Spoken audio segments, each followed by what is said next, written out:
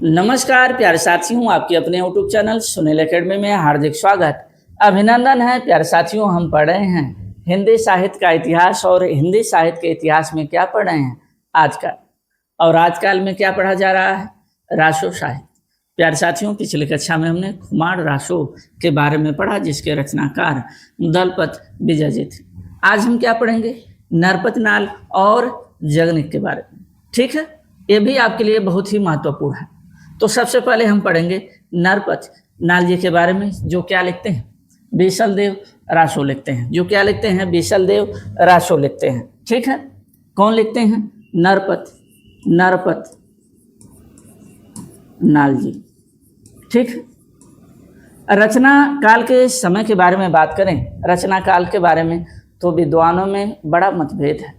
विद्वानों में मतभेद देखने को मिलता है। आचार्य रामचंद्र शुक्ल बताते हैं कि इसका जो रचना काल है वह 1155 ईस्वी है, 1155 ईस्वी है। और प्यारे साथियों, यही सर्वमान्य मत है, यही सर्वमान्य मत है। यही जो मत है प्यारे साथियों, वो क्या है, सर्वमान्य है। इस बात को आप ध्यान रखेंगे। मोतीलाल मिनारिया जी बताते हैं कि इसकी जो रचना काल है वह क्या है, 16वीं शताब्दी है। क्या है प्यारे साथियों, 16वीं शताब्दी, 16वीं शताब्दी है। यहीं पर यदि हम बात करें माता प्रसाद गुप्त जी का, तो यह बताते हैं कि बीसल देव रासो का जो रचना काल है वह है 14वीं शताब्दी। क्या बताते हैं, 14वीं शताब्दी बताते हैं, 14वीं शताब्दी बताते हैं। इस बात का भी आप ध्यान रखेंगे। क्या बताते हैं, 14वीं शताब्दी बताते हैं। डॉक्टर रामकुमार वर्मा के अनुसार अगर हम बात करें तो यह क्या बताते हैं प्यारे साथियों, यह बताते हैं विक्रम संवत 1058। क्या बताते हैं, विक्रम संवत 1058 बताते हैं। ठीक है, इस बात का ध्यान रखेंगे। मिश्र बंधुओं की बात करें तो मिश्र बंधुओं बताते हैं कि इसका रचनाकाल किसका, बीसल देव रासो का। कब बताते हैं, यह बताते हैं 1220, विक्रम संवत 1220, विक्रम संवत 1220 बताते हैं प्यारे साथियों। इस बात का आप ध्यान रखेंगे। गौरी शंकर ओझा जी के अनुसार अगर देखें तो ये बताते हैं विक्रम संवत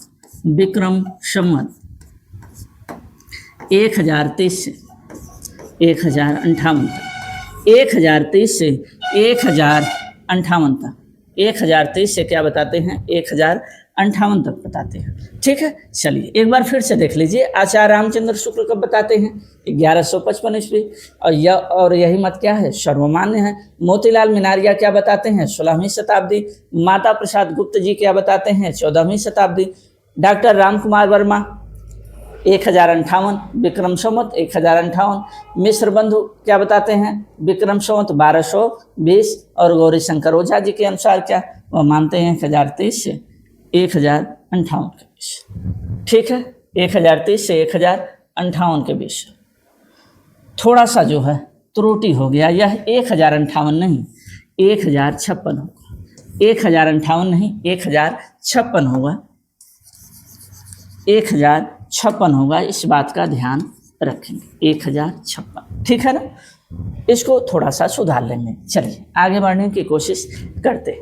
प्यारे साथियों, अब मिलेंगे लाला सीताराम जी। कौन मिलेंगे, लाला सीताराम।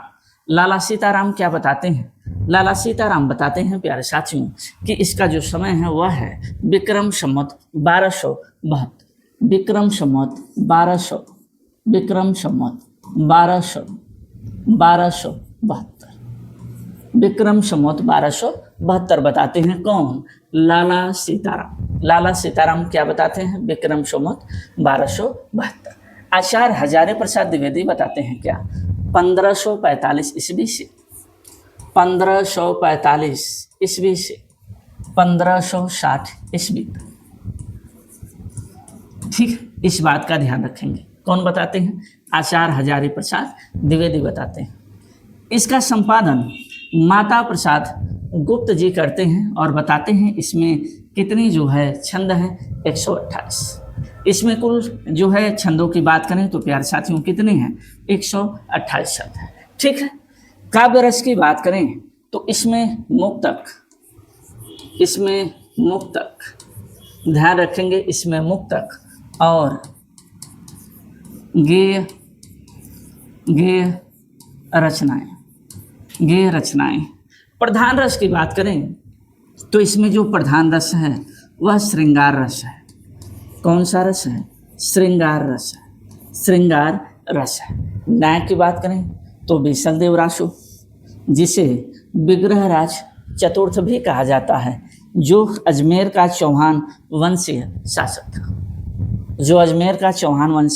शासक था। कौन? बीसल देव रासो, जिसको हम विग्रह राज चतुर्थ के नाम से भी जानते हैं। नायिका की बात करें तो राजमती, बीसल देव की पत्नी, बीसल देव की रानी, और यह मालवा के राजा भोज परमार की क्या थी? पुत्री।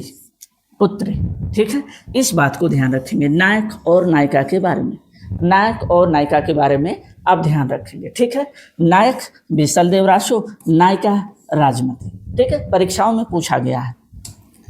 आगे हम बात करें बीसल देव रासो का कथानक क्या है प्यारे साथियों, तो बताया जाता है कि बीसल देव रासो का जो कथानक है वो 4 भागों में विभाजित है, 4 भागों में बटा हुआ है। चलिए 4 भागों में क्या, पहला जो है भाग देखें, जिसे हम प्रथम खंड कहते हैं, द्वितीय खंड, तृतीय खंड और चतुर्थ खंड।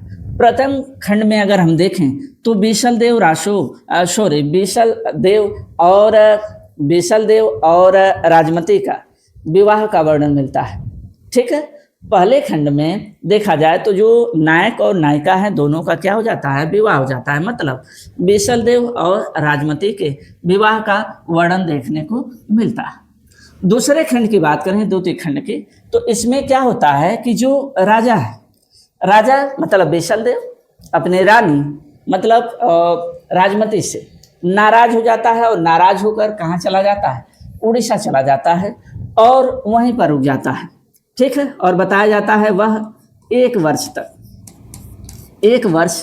तक वहीं पर रुका रहता है। ठीक है, अब आगे बात करें तीसरे खंड में, तो राजमती के विरह का 12मासा पद्धति में वर्णन एवं बीसल देव का उड़ीसा से लौटना। इसमें तीसरे खंड में बताया गया कि राजमती के विरह का जो वर्णन 12मासा पद्धति में मिलता है वह तीसरे खंड में मिलता है, और बीसल देव उड़ीसा से क्या होता है? लौटता है। चौथे खंड की बात करें, लेकिन एक बात इसमें आप ध्यान रखिएगा, क्या ध्यान रखिएगा? एक बात इसमें ध्यान रखने वाली है। क्या रखने वाली है प्यारे साथियों? आते हैं डॉक्टर बच्चन सिंह क्या बताते हैं कि यह जो वापस लौटने की बात की गई है ना बीसल देव की, यह तीसरे खंड में नहीं है, ये चौथे खंड में है। तीसरे खंड में नहीं, चौथे खंड में। किसके अनुसार? डॉक्टर बच्चन जी के अनुसार ये बताते हैं कि बीसल देव जब वापस लौटता है तो इसका जिक्र चौथे खंड में है, न कि तीसरे में। कौन बताते हैं? डॉक्टर बच्चन सिंह बताते हैं। इस बात का ध्यान रखेंगे। चौथे खंड में क्या कहा गया? चौथे खंड में कहा गया भोज परमार द्वारा अपने पुत्री को मालवा ले जाना और बीसल देव का वहां जाकर राजमती को अजमेर लाना वर्णित। मतलब जो राजमती जो नायिका है उसके पिताजी, ठीक है, उसको कहाँ लेकर चले जाते हैं? मालवा लेकर चले जाते हैं। और जब बीसल देव आता है तो वहाँ जाकर राजमती को वहाँ से लेकर कहाँ चला जाता है? अजमेर लेकर चला जाता है। ये चौथे खंड में बताया गया है। तो पहले खंड में क्या बातें बताई गई हैं, इस बात को आप ध्यान रखेंगे। बीसल देव और राजमती के विवाह का वर्णन है। दूसरे खंड में राजमती से रुष्ट होकर, नाराज होकर बीसल देव उड़ीसा चला जाता है और वहीं पर रुक जाता है, और बताया जाता है कि वहाँ पर 1 वर्ष तक अपना जो है जीवन व्यतीत करता है। तृतीय खंड की बात करें तो राजमती के विरह का 12मासा वर्णन जो है देखने को मिलता है, और बीसल देव का उड़ीसा से क्या वापस लौट जाना जिक्र होता है किसमें? तृतीय खंड में। लेकिन यही बच्चन सिंह बताते हैं क्या कि यह जिक्र वापस लौटने का जो बात कहा गया है वह चौथे खंड में है। चतुर्थ खंड में भोज परमार द्वारा अपने पुत्री को मालवा ले जाना और बीसल देव का वहां जाकर राजमती को अजमेर वापस लाने का जो है वर्णन देखने को मिलता है। किसमें? चौथे खंड में। ये चारों खंड आपके लिए महत्वपूर्ण हैं, आप इसको याद कर लेंगे, ठीक है ना। चलिए आगे बढ़ते हैं। बीसल देव रासो के विशेष जो है बारे में कुछ विशेष तथ्य हैं, क्या हैं, आइए समझने की कोशिश करते हैं। इसमें सर्वत्र वर्तमान कालिक क्रियाओं का प्रयोग हुआ है, ठीक है। इसमें सर्वत्र वर्तमान कालिक क्रियाओं का प्रयोग हुआ है। यह श्रृंगारिक विरह प्रधान गेय काव्य है। हिंदी में 12 मासा वर्णन सबसे पहले बीसल देवरासों में ही मिलता है। यह जो लाइन है आपके लिए मोस्ट इंपॉर्टेंट है, यह जो पंक्ति है आपके लिए बहुत ही महत्वपूर्ण है कि हिंदी में 12 मासा वर्णन सबसे पहले बीसल देवरासों में ही मिलता है, ठीक है। इसमें राजस्थानी, ब्रज एवं मध्य देशी भाषाओं का प्रयोग हुआ है। स्वयं रचनाकार क्या कहता है? रचनाकार कौन? नरपतिनाल कहता है कि बीसल देवरासों को स्त्री रसायन, स्त्री रसायन कौन कहता है? स्वयं रचनाकार ही कहता है। कौन? नरपतिनाल कहता है कि बीसल देवरासो, क्या कहता है बीसल देवरासो को? कहता है कि वह स्त्री रसायन है, ठीक है। अब प्रश्न देखिए क्या है प्रश्न। निम्नलिखित में से सबसे पहले 12 मासा वर्णन किस रचना में मिलता है? इस बात का आप ध्यान रखेंगे कि इसमें बताया गया कि निम्नलिखित में से सबसे पहले 12 मासा वर्णन किस रचना में मिलता है। आप प्रश्न को देखिए और फिर हमें बताइए किस में मिलता है। प्रश्न को देखिए फिर बताइए किस में मिलता है, ठीक है। आप बता सकते हैं? चलिए, अब आपको लग रहा होगा कि यह जो पहला है बीसल देवरासो, यही हमारा क्या होगा? सही होगा। पहला ही लग रहा होगा कि आपको क्या है? सही होगा, लेकिन प्यारे साथियों यह नहीं है, ठीक है। यह नहीं है तो किस में हो सकता है? यह भी नहीं है, यह भी नहीं है। तो आप समझिएगा कि यह तीसरा है, नेमिनाथ चौपाई। नेमिनाथ चौपाई में जो है 12 मासा वर्णन देखने को मिलता है और इसको जो है, इसके जो रचनाकार हैं वह हैं विनय चंद्र सूर्य। विनय, ऐसे कुछ नाम है, विनय चंद्र सूर्य, विनय चंद्र सूर्य, विनय चंद्र सूर्य, ठीक है। विनय से ही नाम है विनय चंद्र सूर्य। कौन? नेमिनाथ चौपाई।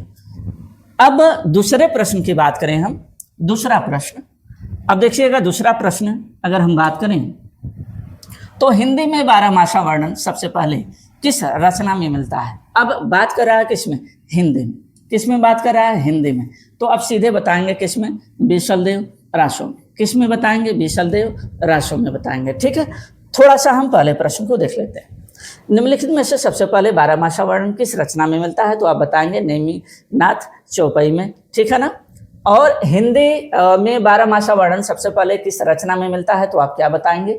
बीसल देव रासो में बताएंगे, ठीक है। चलिए आगे देखते हैं। अब बीसल देव रासो के संबंध में विद्वानों द्वारा जो है कहे गए कथन हैं, वो कथन क्या हैं? आइए समझने की कोशिश करते हैं कि वो कथन क्या है, ठीक है ना।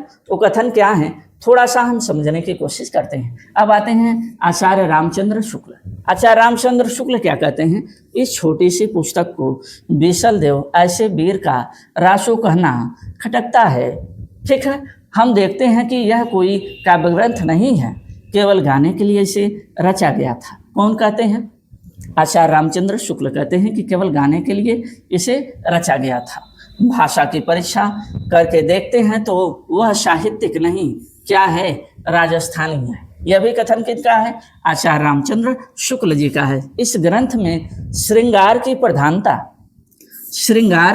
प्रधानता वीर रस आभास मात्र है, ठीक है। इसमें संयोग और वियोग के गीत ही कवि ने गाए हैं। इसमें संयोग और वियोग के ही गीत गाए हैं, ठीक है। इसमें संयोग और वियोग, ठीक है। जैसे कह सकते हैं मिलन और जो है उसके बाद विदाई वाला, ठीक है।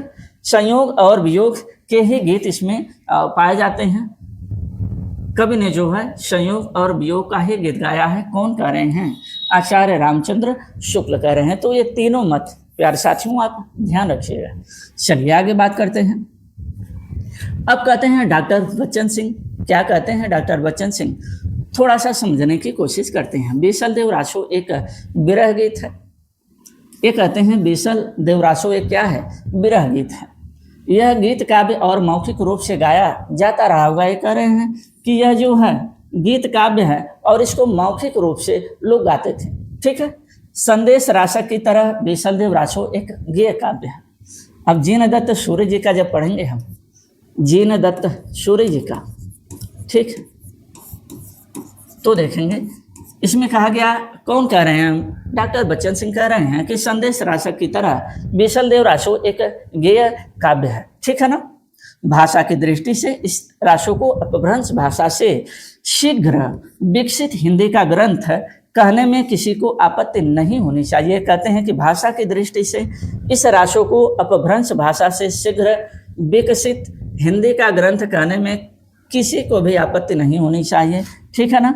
अब यह मत आप ध्यान में रखेंगे। यह ग्रंथ रासो न होकर रास है जिसमें शांभर के राजा बीसल देव और उनकी रानी राजमती का चरित्र वर्णन है। यह है एक विरह काव्य जिसमें वियोग श्रृंगार रस का बड़ा सुंदर चित्रण हुआ है। अब ये बताइएगा एक कथन किनका है? एक कथन किनका है प्यारे साथियों? बहुत ही महत्वपूर्ण कथन है, इस बात को आप ध्यान रखेंगे। ठीक है। यह ग्रंथ रासो न होकर रास है जिसमें शांभर के राजा बीसल देव और उनकी रानी राजमती का चरित्र वर्णन है। यह है एक विरह काव्य जिसमें वियोग श्रृंगार रस का बड़ा सुंदर चित्रण हुआ है। ठीक है। श्रृंगार ऐसे लिखा जाए। अब ये कौन कहते हैं? ये कहते हैं डॉक्टर भगीरथ मिश्र जी कहते हैं। कौन कहते हैं? डॉक्टर भगीरथ मिश्र जी। डॉक्टर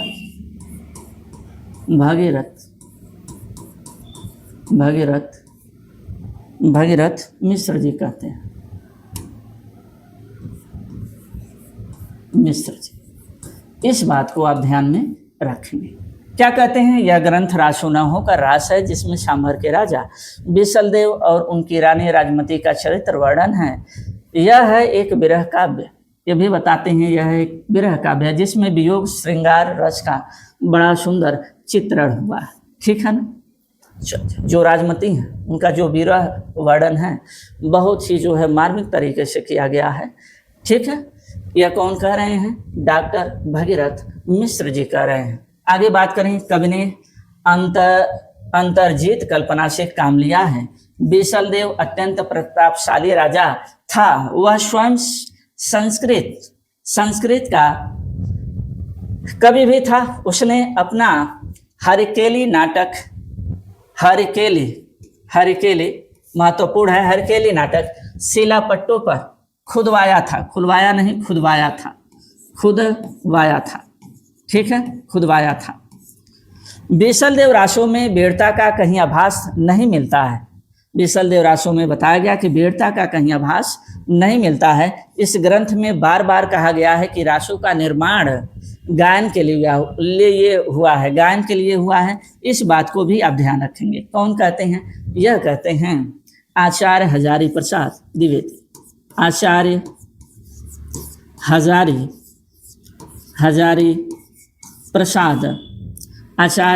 प्रसाद द्विवेदी जी कहते हैं। आचार्य हजारी प्रसाद द्विवेदी जी कहते हैं। इस बात को आप ध्यान में रखेंगे। ये कौन कहते हैं? आचार्य हजारी प्रसाद द्विवेदी जी कहते हैं। क्या कहते हैं? ये तीनों पंक्तियाँ आप देख लेंगे, बहुत ही महत्वपूर्ण है, बहुत ही महत्वपूर्ण है। इस बात का पूरा ध्यान रखेंगे। ठीक है ना। चलिए आगे बढ़ते हैं। अब आते हैं जगनिक। कौन आते हैं? जगनिक। अब इनके बारे में समझते हैं। जगनिक जी के बारे में ये क्या लिखते हैं? परमाल रासो।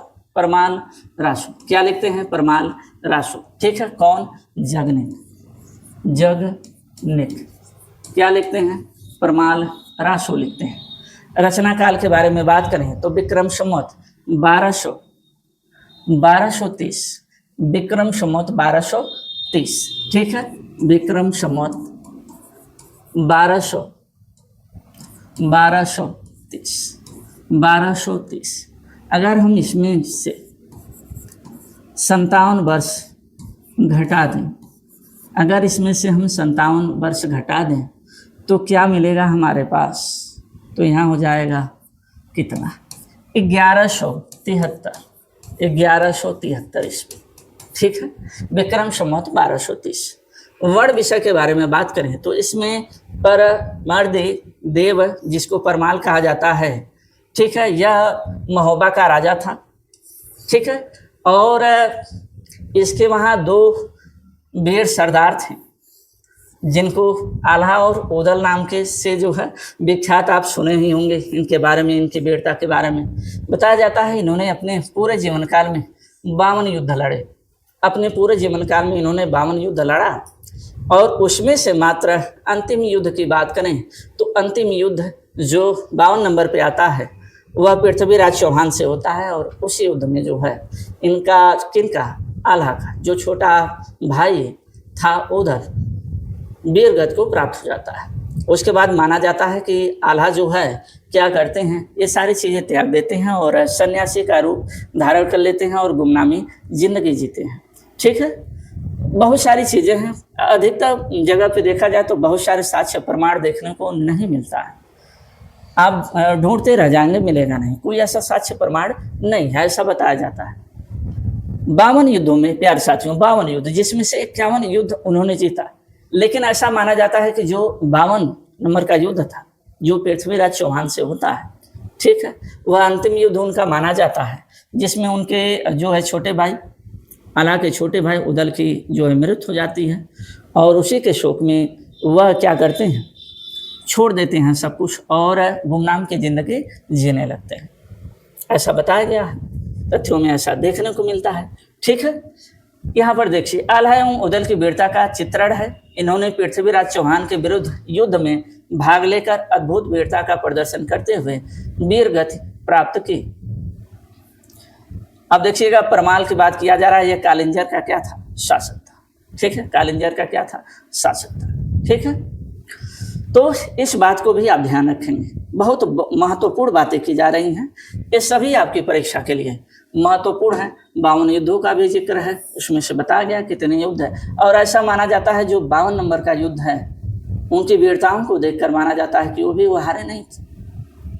भले ही जो है देखा जाए लोगों की दृष्टियों में कि हारे हुए हैं, लेकिन वह युद्ध हारा नहीं माना गया। ऐसी वीरता के साथ ये सब लड़े थे, ये ऐसे सरदार थे। ठीक है, चलिए आगे बढ़ते हैं। इस रचना का सबसे पहले प्रकाशन फर्रुखाबाद के तत्कालीन जो कलेक्टर था, क्या नाम था, चार्ल्स इलियट, 1865 ईस्वी में आल्हा खंड के नाम से प्रकाशित करवाता है। ठीक है, आल्हा खंड के नाम से प्रकाशित करवाता है। इस रचना का सबसे पहले प्रकाशन फर्रुखाबाद के तत्कालीन कलेक्टर चार्ल्स इलियट आल्हा खंड नाम से 1865 ईस्वी में क्या करवाता है, प्रकाशन करवाता है। यह लाइन मोस्ट इम्पॉर्टेंट है, जो भी आपको बताया जा रहा है आप उसको लिखते जाइए, याद करते जाइए। इसके बाद श्याम सुंदर दास की बात करें। श्याम सुंदर दास ने 1920 ईस्वी में इसका प्रकाशन परमाल रासो के नाम से नागरी प्रचारी सभा काशी से करवाया हुआ था। ये भी लाइन आपके लिए महत्वपूर्ण है। वाटरफील्ड ने इसके पदों का अंग्रेजी में अनुवाद किया। वे इसे पृथ्वीराज रासो का ही एक भाग मानते हैं। ठीक है, स्मिथ ने चारण भाटों की सहायता से बुंदेलखंड में प्रकाशित करवाया। और यहीं बात करें जॉर्ज ग्रियर्सन, तो ग्रियर्सन ने बिहार में चारण भाटों की सहायता से संकलित करवाया था। ये सभी बातें आप ध्यान में रखेंगे। चलिए आगे बात करें। इस रचना का सबसे पहले प्रकाशन अच्छा वही है। चलिए आगे बात करें, वही रिपीट हो रहा है।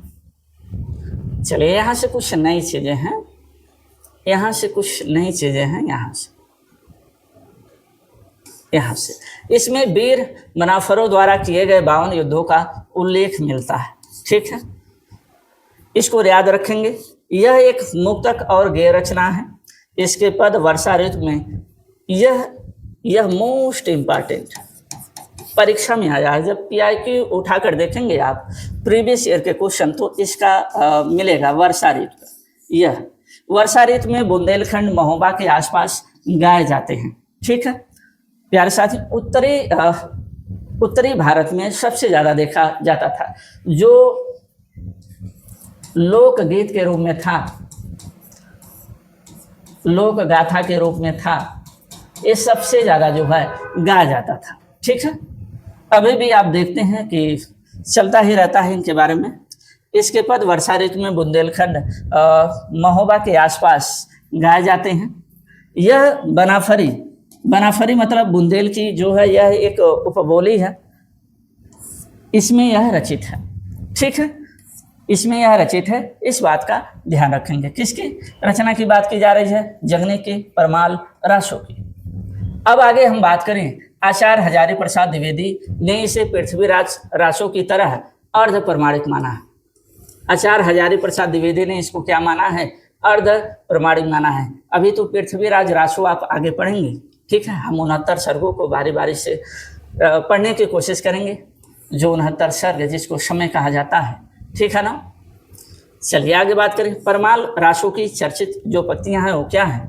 12 बरस लो कुकुर जीवे ओ 13 लो जीवे सियार, बरस 18 छत्रे जीवे आगे जीवन को धिक्कार। मतलब कहा गया कि जो कुकुर है, कुकुर मतलब कुत्ता, 12 बरस जीता है, 13 बरस तक जो है सियार, और छतरी की बात करें अगर वह छतरी 18 बरस से ज़्यादा जी लिया तो उसके आगे का जीवन जो है पूरा धिक्कार ही, उसको आगे जीवन जीना नहीं चाहिए। ठीक है, तो क्षत्रिय में ऐसा माना जाता है कि इन्हें शुरुआत से ही युद्ध में जो है पारंगत कर दिया जाता था और वह 18 तक जाते जाते वीरगति को प्राप्त हो जाते थे। ठीक है, यह उसके संदर्भ में पक्ति कही गई है। ठीक है, यह परमाल रासो की सबसे जो है चर्चित पक्ति है। इसको हमें आपको बताने की आवश्यकता नहीं है कि इम्पॉर्टेंट है, आप इसको याद कर लेंगे कि यह परमाल रासो में कहा गया है। परमाल रासो के संबंध में आलोचकों के क्या मत रहे हैं ये समझते हैं। वीर गीतात्मक काव्य के रूप में रचित यह ग्रंथ इतना लोकप्रिय हुआ कि उसके वीर गीतों का प्रचार पूरे उत्तरी भारत में हो गया। मैंने कहा ना कि पूरे उत्तर भारत में लोक गाथाओं के रूप में, लोक गीतों के रूप में परमाल रासो की जो पत्तियां थी, हम विशेष रूप से कह सकते हैं आल्हा और उदल की, बहुत ही ज़्यादा गाया जाता था, बहुत ही ज़्यादा। अभी भी हम लोगों के याद में अभी देखने को मिलता है। जब छोटे थे तब, तो जब होली का त्यौहार आता था तो उस होली के त्यौहार में जो हमारे बाबा जी हैं, हमने उनको देखा है, कई लोग ऐसे जो है एक समूह में रात के समय जो है इकट्ठा होते थे। सभी के पास अपने वाद्य यंत्र हुआ करते थे। ठीक है, उसको बजाकर गाया करते थे, पूरी रात गाया करते थे और बड़ा एंजॉय किया करते थे। आज वो सारी चीज़ें देखने को नहीं मिलता है। फ़ोन ही सब कुछ खा गया है। फ़ोन जब से आया सब कुछ खा गया, बहुत सारी चीज़ें खा गया। एक तरफ जो है फ़ायदे तो हैं, लेकिन उसके नुकसान हैं, उससे ज़्यादा नुकसान ही है। बहुत सारी चीज़ें अब देखने को नहीं मिलता है, विलुप्त हो गया है। ठीक है, चलिए अब बात करते हैं आलाखंड के श्रृंगारिक वर्णन का एकांत भाव मिलता है। आलाखंड के श्रृंगारिक वर्णन का एकांत भाव मिलता है। ये कौन कहे हुए हैं? थोड़ा सा हम समझने की कोशिश करते हैं कि ये कौन कहे हुए हैं। ठीक है, आलाखंड के श्रृंगारिक वर्णन का एकांत भाव है एकांत में बच्चे को नहीं छोड़ते हैं। एकांत में बच्चे को नहीं छोड़ते हैं मतलब डॉक्टर बच्चन सिंह। एकांत में किसको नहीं छोड़ते हैं? बच्चों को नहीं छोड़ते हैं, बहुत डरते हैं सब। आलाखंड वीर से भरपूर एवं ओजस्वी रचना है। ये कौन कहते हैं? राम स्वरूप चतुर्वेदी जी कहते हैं। कौन कहते हैं? राम स्वरूप चतुर्वेदी जी। ठीक है, राम स्वरूप चतुर्वेदी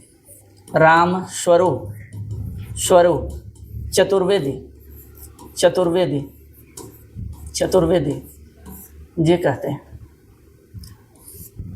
ठीक है, चलिए अब यह समाप्त हुआ। तो प्यारे साथियों, आज हमने पढ़ा क्या? जगनी जी को पढ़ा और नरपत नाल जी को पढ़ा। उम्मीद करते हैं कि आप लोगों के लिए यह क्लास उपयोगी सिद्ध हो। क्लास को आप ज़्यादा से ज़्यादा शेयर करें, चैनल को सब्सक्राइब करें।